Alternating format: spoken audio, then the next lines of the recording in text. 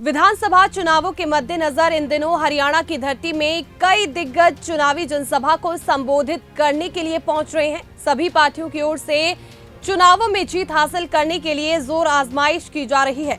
तो वहीं आईएनएलडी और बसपा गठबंधन भी लगातार ये दावा कर रहा है कि इस बार गठबंधन की सरकार बनेगी और अभय चौटाला मुख्यमंत्री बनेंगे। हालांकि ये बात कितनी सच्ची साबित होगी ये तो आने वाला वक्त ही बताएगा।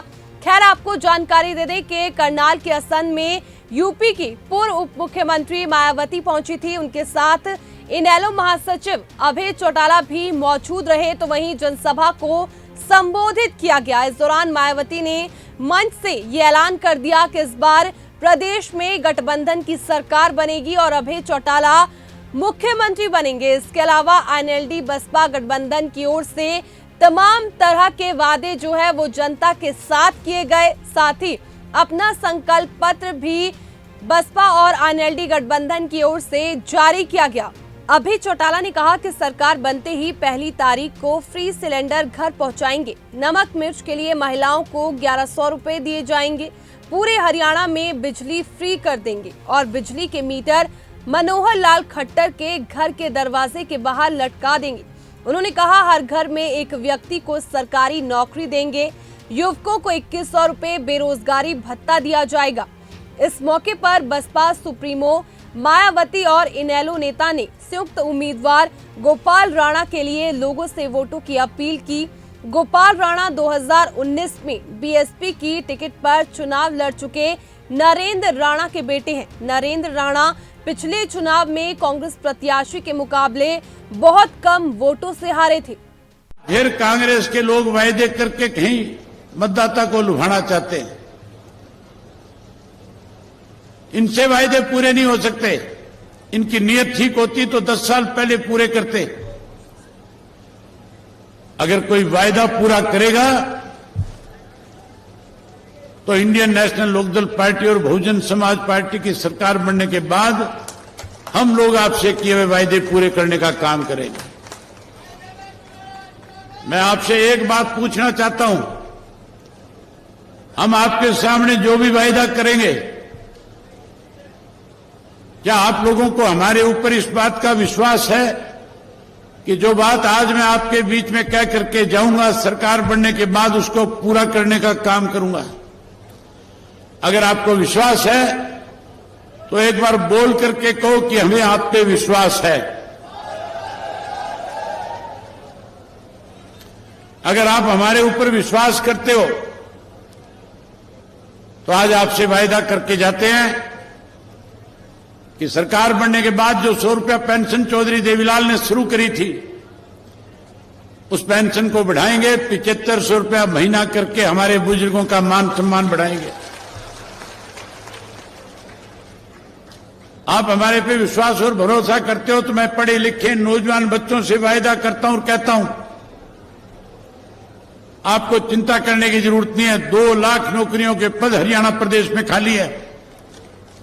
सरकार बनने के बाद हर घर से एक पढ़े लिखे नौजवान को, चाहे हमारी बेटी पढ़ी लिखी हो चाहे बेटा पढ़ा लिखा हो, उसे सरकारी नौकरी देने का काम करेंगे। जो बेरोजगार रह जाएगा उसे भी चिंता करने की जरूरत नहीं है। हम अपने बेरोजगार बच्चों के लिए 21,000 रुपया बेरोजगारी भत्ता तब तक देंगे जब तक उसको सरकारी नौकरी नहीं मिल जाएगी। ये माताएं बहनें बैठी है, मोदी ने अपना वायदा पूरा नहीं किया था। कांग्रेस वाले कहते हैं 500 में देंगे। आप सरकार बनाओ, हम सरकार बनने के बाद गैस का सिलेंडर महीने की 1 तारीख को आपके घर में प्रदेश की सरकार की तरफ से मुफ्त में पहुंचाने का काम करेंगे। यहाँ की सत्ताधारी पार्टी व अन्य सभी विरोधी पार्टियों के साम दाम दंड भेद आदि हथकंडों से भी जरूर सावधान रहना है। और इस मामले में खासकर आप लोगों को विरोधी पार्टियों के जारी किए गए उनके हवाई वे प्रलोभन भरे चुनावी घोषणा पत्रों आदि के बहकावे में तो कतई नहीं आना है, जिन्हें ये पार्टियां सत्ता में आने के बाद अधिकांश अमल में नहीं लाती हैं, जिस पर से अब जनता का काफी हद तक विश्वास ही उठ गया है। इसलिए हमारी पार्टी किसी भी चुनाव में अपना कोई भी चुनावी घोषणा पत्र आदि जारी नहीं करती है। वैसे भी हमारी पार्टी कहने में बहुत कम बल्कि कार्य करके दिखाने में ही ज्यादा विश्वास रखती है। अर्थात जो कहती है तो उसे करके भी दिखाती है। और ये सब हमने उत्तर प्रदेश में बिना घोषणा पत्र के जारी किए हुए 4 बार सरकार बनाई, कोई घोषणा पत्र जारी नहीं किया था। उसके हम कब करते हैं? जब सरकार बन जाती है, फिर हम अपनी नीतियां बताते हैं कि हमारी सरकार की नीतियां क्या है। उससे पहले हम कोई हवाई बातें नहीं करते हैं। और अब संक्षेप में मेरा यही कहना है कि आप लोगों को अपने खुद के, अपने हरियाणा प्रदेश के भी हित में यहाँ बीएसपी व इन्हें लोग के बने अपने इस गठबंधन की ही सरकार बनाना बहुत जरूरी है।